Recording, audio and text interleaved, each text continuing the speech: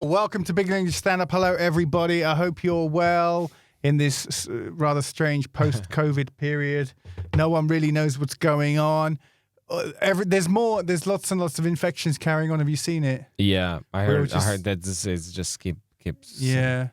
I'm here with Evgeniy Chebatkov. Say hello. Hi, Steve. Oh, thanks for having me here. Yeah. So there was an interesting thing. I went to this shopping center. For some reason, since COVID, I quite like going into shopping centers. And I didn't like doing it before. I used to hate malls. Mm-hmm. And now you love them. I used to go in there and just seeing these consumerist people like I hated malls. I hated everything about them. It's like that zombie movie. Mm-hmm. It's like entering a zombie movie. Oh man, I hate them. Yeah, I hate them still, I always used to try and stay away from them. But since COVID, I like going to them because I'm guaranteed some humans walking around, some interaction, and it feels normal to me. Normality. Isn't that strange? I've been going all the time to have my lunch there and stuff like that, right? It's so weird. But I was sitting and waiting for this for my lunch one time, and there was a dad and his two kids, and this girl, I guess she was probably about 8 years old, something like that, about 8 years old. And he's ordering some food, and she just doesn't stop moving. She's just like, like there's music, there's things going on in her head. She's moving, she's running around, and she's just so excited to be alive. No, she's just, and I was just sitting, just looking at this little girl, and she found everything interesting. She was looking around. I mean, it almost felt like, I don't know, has the dad been keeping her in the basement for the last, I don't understand it. But she was just so naturally happy and just kind of bounding. It's so lovely to see children just kind of like for no reason. They skip, they run, they go, they're singing to themselves. And then, for example, then it was time to go and they left and they went up the escalator, and do you know what she did? She was excited to be on the escalator. She ran to the top of the escalator. She turned around and runs back and did the moonwalk. Because you can do the moonwalk on the escalator. And she was just so happy to be doing it. Even the escalator was exciting. Everybody, I'm on an escalator. Isn't that great? Yeah. It's just like the sweetest thing I've seen in a long time. And I just thought, that's going to be beaten out of her. It's going to be squeezed out of her. She's going to get some shitty job. Everyone's going to be mean to her, racist to her. She's an Asian girl. I know what this city's like. And I just remember thinking, so... And Don't forget about divorce. And the what? Divorce? And I just thought, do you know what? I'm glad I'm a comedian. Because I'm still searching for that joy, that natural breath of life. God damn it. I'll be fighting for it, for that purity until the day I die. You know what I mean?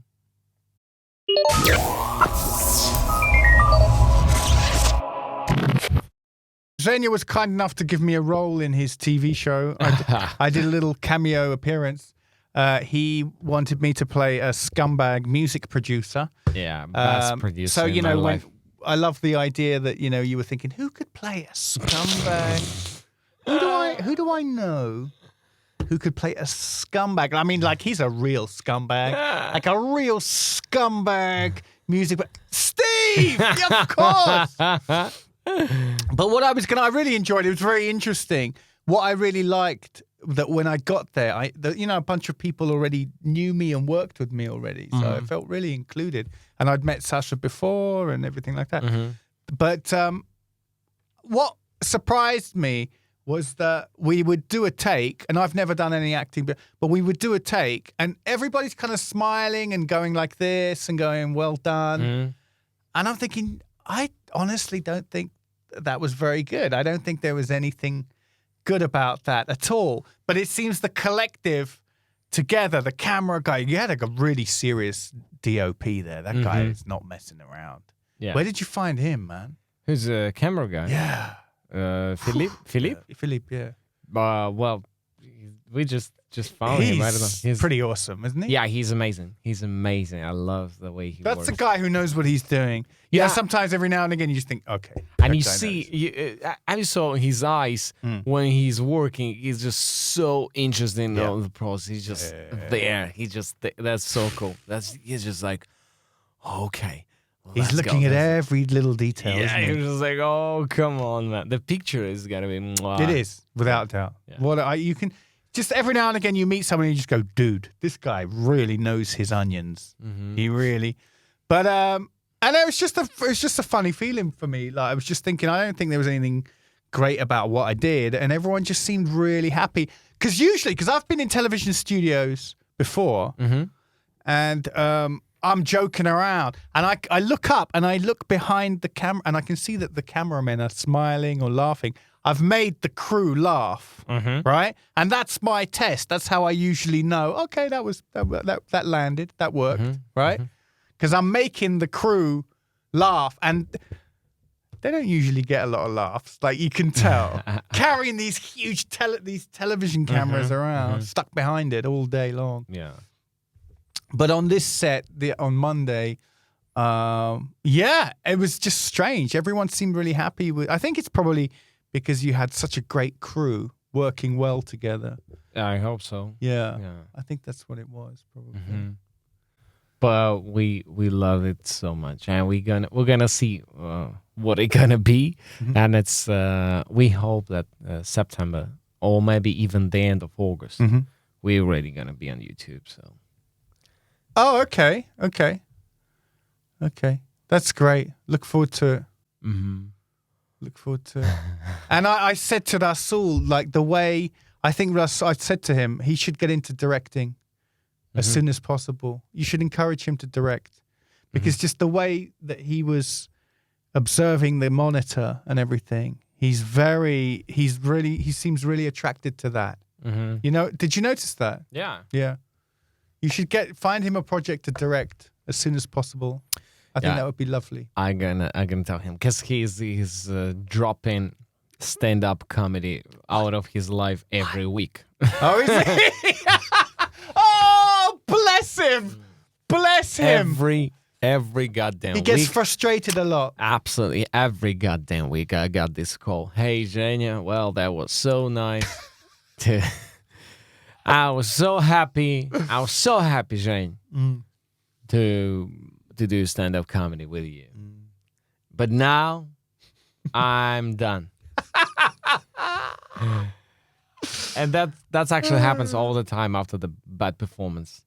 And you know how often we got those bad performances in our life. You know. Oh, of course. Every time you had a chance to get there. And every time Russell's just, okay, I got you. I got no love here. That means I'm done with stand-up comedy. And first 3 times, I was like, oh, no, please, no, please. Think about it, please. Because I know myself. If I gonna tell this to somebody, if I said, Steve, I'm just no more stand-up comedy in my life. For me, it means that's it. That's the end. And that's why I was like, oh no. You believed him. No. Of course. I believe him so much. No doubts. No question. No issues here. Just, yes, he's finished. He's done. Oh, my God. But 4th, 5th, 2nd time, now when he said, I'm out of profession. And I said, oh, yeah, finally, cool.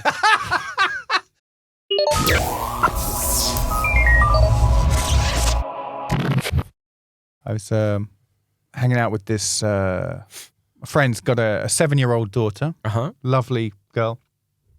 She's so sweet, little angel. And but her 2 front teeth are out. She's waiting for the yeah. So she's very, very sweet. And then she opens her mouth and she's got this vampire-looking thing going on in her face. So we're all just like, really waiting for those teeth to grow back. And so she's holding a ballerina mouse, Zhenya. It's a mouse. Mm-hmm. Who's ballerina? Who is a ballerina, a toy, like a doll, right? So I'm hanging out with her. I know her dad wants me to speak English with her and kind of develop her English a little bit if I possibly can. And so I'm like, so what's happening in the doll world right now? What have you got there? It's a mouse. It's a ballerina. It's a ballerina mouse. And I'm like, okay, why not? You got your Mickey Mouse. You got your Mighty Mouse. And you got ballerina mouse. Now you got a ballerina mouse. I got no problem with that. Right? Yeah. I said, so when did you get the ballerina mouse? She said, the Tooth Fairy. Oh. The Tooth Fairy brought her the ballerina mouse. And my immediate reaction was, what? What, no money? Now, in Western culture, and I discussed this with some of your sound guys when we were sitting around. Yeah. They were really nice. I like the guys who did the sound, the guy and the girl. They're lovely. Anyway, in Western culture, when you put your tooth under the pillow, your mum, dad, the Tooth Fairy, whoever, not important, they definitely leave you some money. Zhenya, they leave you some coins, right, for your tooth. Yeah. Right? You wake up, you look under your pillow, there's some money there. Apparently that's not the same in Russia. You can just get a present. You can just get a ballerina mouse doll. Yeah, that's because it's tradition in Russia. You just give your teeth. A present? And you got ballerina mouse, and when you got older, you got ballerina cat, and after that, ballerina dog. And when you have ballerina's family, you can go to KGB, and you exchange it for a gun, and after that you can work. Okay, that makes perfect sense. But I hope she didn't go. I hope she didn't go back to her parents, like knocking on their door, going boom, boom, boom. Yo, where's my cash? Where's my money, though? Where's my money, though? It's not necessarily money over here. No? I bought my teeth here, and I don't see my money over here. That's not look that very fair, huh? That's not very fair, man. What's that? Isn't that there's that Rihanna song, isn't it? Bitch better have my money. Don't act like you forgot. Bitch better have my money. Yeah, that's exactly about that.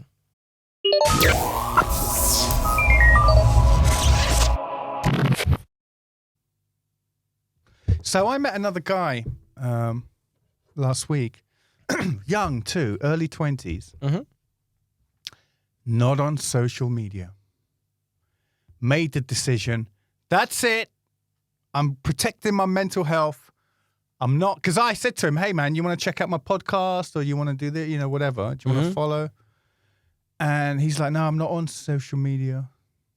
You can send me a link or something, but, Wow. And I just complimented him and I said, well done, dude. That's great. I haven't met anyone like that in a long time. Oh, yeah. They're getting rarer and rarer.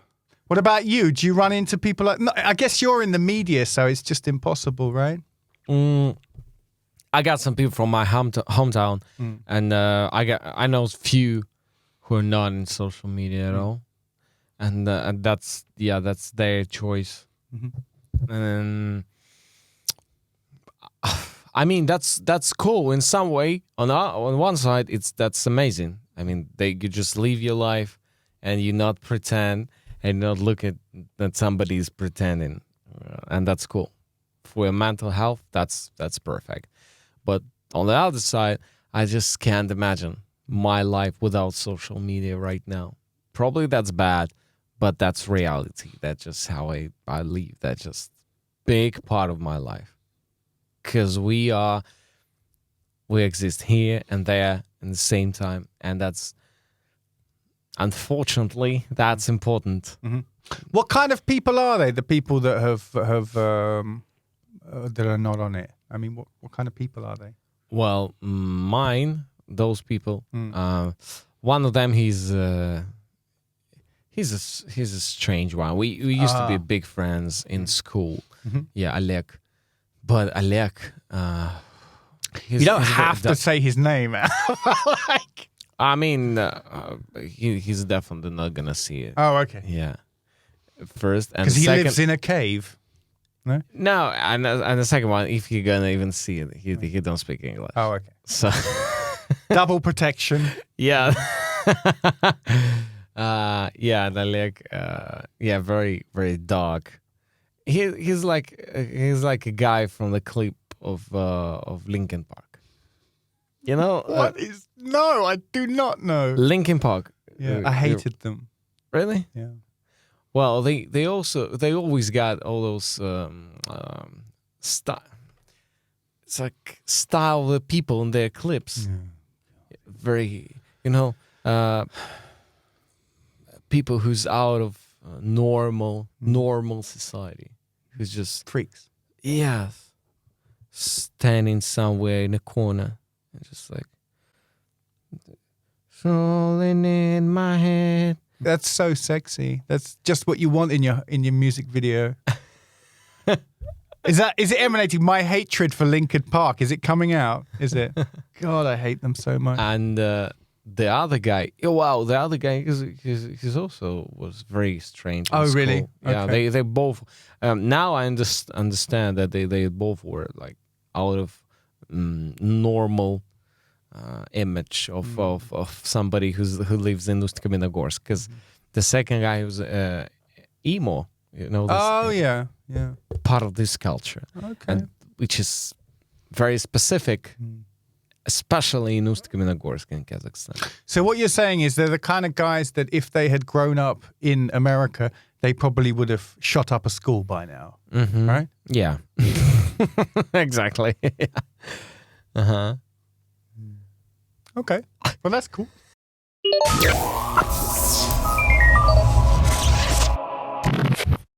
I mean, do you like Tokyo Hotel? I don't know much about him. But you know what is it? I think so. Is that the real teenager one, the little kids one? Yeah. That's so the emo group. Yeah. Is it emo? Yeah. No, I mean, emo came and went real quick though. It came, it was gone within like 2 summers. It was gone. Zhenya. Yeah. It doesn't even exist anymore. There's no emo groups now. There's no any specific groups right now anywhere. We just don't have them. Okay, But- who wins the prize for the lamest name for its music genre? Emo, which is just the first 3 letters of emotion. I'm an emotional teenager. I'm going to dye my hair black, and it's so hard being a teenager. So I've got to cover my face with my hair along one side. Emo. Or is the winner EDM? EDM. EDM stands for electronic dance music.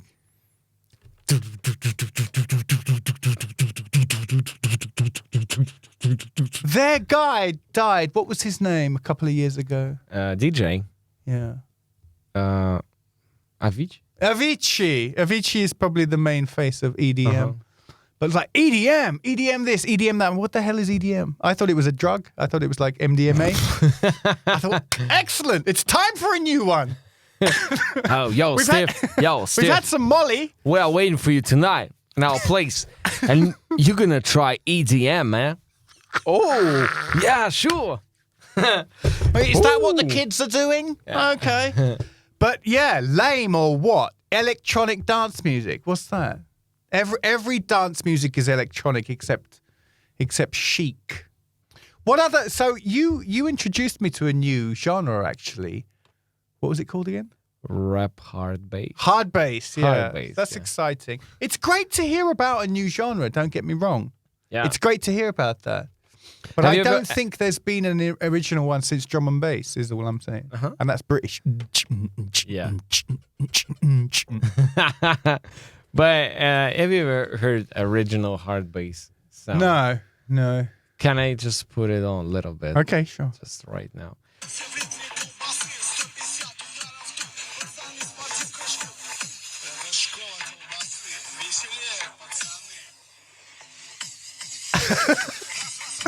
And the dance is like this. Oh, yeah. Yeah, that's... And so it has its own dance moves to it. Yeah, they own moves. And yeah, that's... hard bass is so Russian. Yeah. It's so bad. So bad. Yeah. That you even like it. It's so bad, it's good. Yeah. It's yeah. in that category. Yes, that's exactly hard bass. Okay. When you hear that, you're like, oh, come on. Yeah. It's like that Euro techno type stuff. But I think that kind of music definitely has its place in a certain time, right? 90s or maybe before. Mm-hmm. And then it just kind of goes away. But that's the kind of music you grow out of, right? No? Well, my music always, I was always around rap music anyway, more or less. Always around rap. Yeah, of course. Yeah. Because when you're a teenager, you invest, I think, so much into it. You're listening to every word. You're hanging on to. You want to hear the message of these people who you think are incredibly cool. It seems to mean much more to you when you're young. It's an incredible thing when you hear a song that means something to you from when you were young. That emotion, what is happening to you chemically and hormonally, I'd be really interested to see what scientists discover about that, because it's a completely unique feeling. You know, you're taken back to another part of your life through chemicals and hormones, basically. Yeah. Like your brain just starts freaking out and you just go, oh, I remember this song, you know, whatever it is. And hip hop has this intensity to it also, right? There's an extra intensity there, I think. Even if what they're singing about is a load of old shit that doesn't really matter to anybody. Back then, sabotage. Oh. Sabotage. Do you know? Check Your Head by the Beastie Boys is on a short list of records, which I had to stop myself from listening to. Why? Because I was just like, dude, would you listen to something else already? What's the matter with you? Right? The list goes something like this. All Jimi Hendrix. I just had to force myself to stop. A bunch of Beastie Boys, yeah. Just who else is on that list? Многоточие. Кто? Многоточие. That's just Russian horrible rap group. Yeah. Yeah, Jane's Addiction probably as well. Those three. Just stop listening. It's gone too far. You've never done that. You've never had to stop yourself from listening to a record. Well, I sometimes I got a track which I keep listening more and more, one more. By the way, I remember New York, Jay-Z and Alicia Keys. It's great track, isn't it? Beautiful. Wow, I listened like I don't know 1,000 times one by one. Alicia Keys is my former future wife, so Yeah. Did you hear about this? Somebody did an aggregate of speaking to all these super successful rich people, and he spoke to 500 of them, 500 people at the top of their game, right? And he tried to find habits that they all have in common, that he can pass on to everybody else. And he said that a lot of them listen to the same track over and over and over again. Apparently it's good for you. It's good for your brain.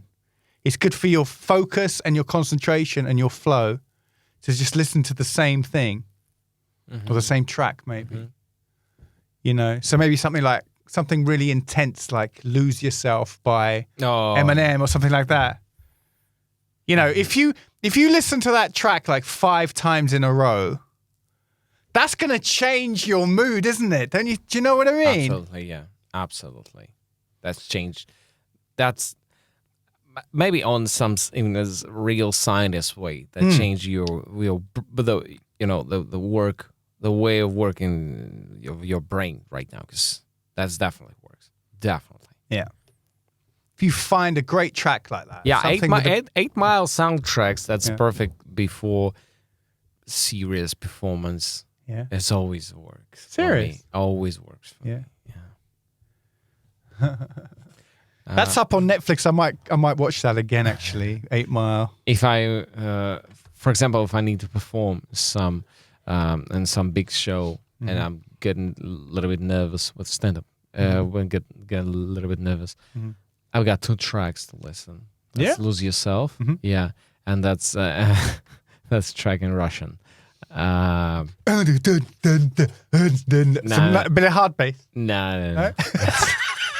That's the guy from Chechnya Oh, no singing a way. song. Yeah, singing a song about a sport club Ahmad.